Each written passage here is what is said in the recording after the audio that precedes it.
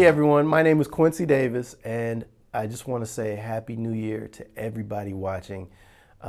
We have a few more hours here, but you know what I wanted to do? I just wanted to put out a video really quick to just send a thank you to everybody who's been watching my videos, all my subscribers and everybody else. I really do appreciate the support and the love that you've shown, and I'm happy that my videos have been helpful to you. So what better way to end this crazy 2020 year with just putting out a thank you video. So this is just a bonus video, really short, to talk about something that's coming up tomorrow for me, which is January 1st, the first of a new year, right? So one is really important. Beat one is really important. You see where I'm going with this? One. I want to talk about the importance of beat one. Sometimes the band needs us to provide that beat one, that really clear, strong downbeat that everybody can say, ah, when they hear it, right? But then sometimes it's cool and it's hip to leave beat one out. Let me demonstrate. So first I'm going to show you what it feels like to give that ah feeling, right?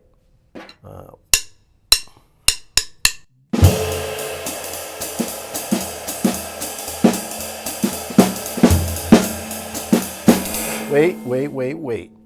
Before I even go on, I want to explain that something that I hear often with young drummers is marking beat one in every measure.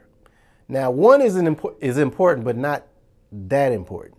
So I'll demonstrate what not to do with beat one marking every measure.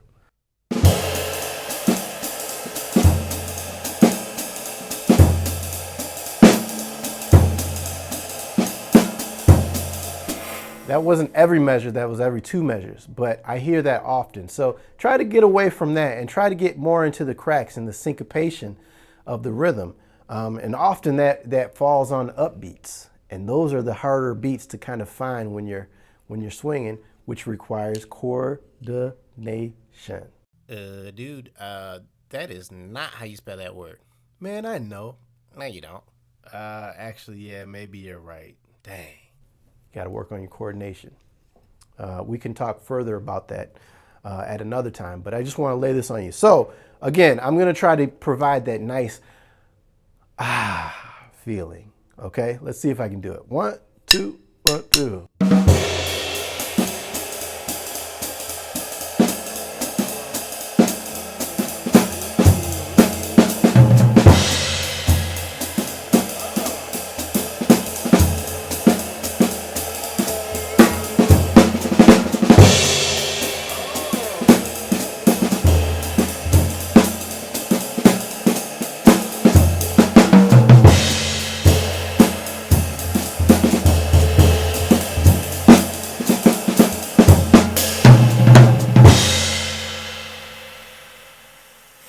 You catch it, right? So it's not something it's super fancy or flashy. I'm not trying to come up with the most complicated way to get to beat one. I'm just trying to be really clear and supportive and just basically musically say, hey, band, this is where beat one is, and this is where we are in the form. It often has something to do with the form. Or the soloist. Sometimes you build so much tension. The release has to be really satisfying and clear. Okay, so that's often what I'm thinking about when I play beat one so clearly, and everyone can collectively do this musically. And they'll say, "Thanks, Q," and I'll say, "You're welcome." Okay, so now I'm going to try to play in a way that doesn't necessarily release the tension by hitting beat one so clearly. So I'll be playing more upbeats, I'll be playing more syncopated rhythms, more hemiolas. Look that word up. Hemiola. I'll spell it out. And let's just see what that feels like. So I'm not going to be hitting beat one in the same way. Let's see what it feels like.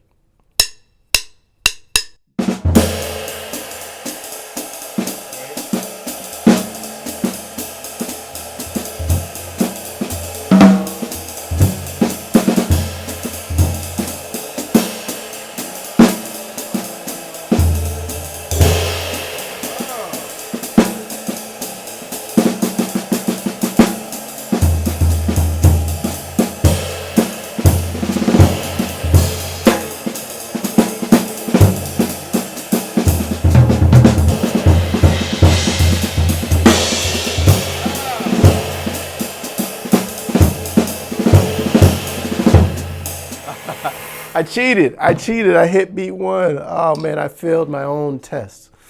Anyway, the point though is that through my fills, I'm avoiding beat 1, but I'm still very aware of the phrasing, the 4-measure phrasing, the 8-measure phrasing. Those are natural phrases in jazz that occur in most jazz standards, at least. You'll always hear that kind of phrasing. So even if I don't give you that clear, super strong beat 1, it doesn't mean that I'm not hearing it.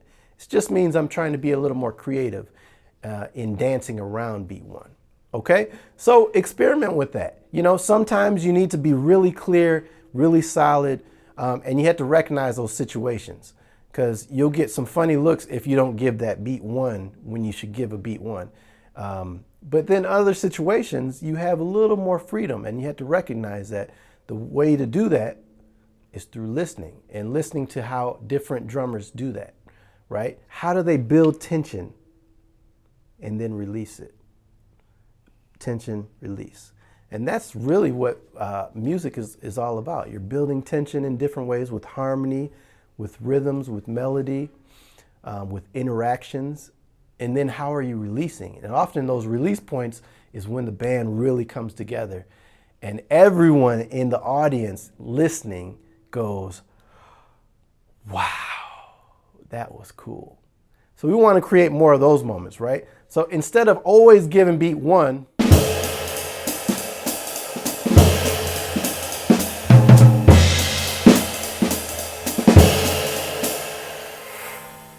mix it up a little bit. So maybe give a little beat 1, and then the next time let it go.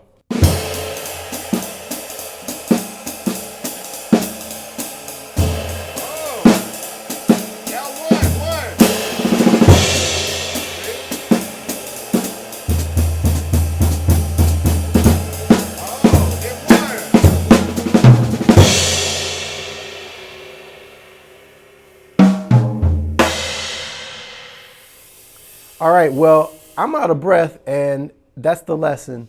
And hopefully you got something out of this lesson, and it gets you thinking about how to use beat 1 to your advantage. Sometimes we really need it, and we really need to be really clear. Then other times we don't need it as much, and we can kind of play around with the phrasing of the song a little bit more and wait till it's really necessary musically to release and give the band and the audience and everyone listening that beat 1.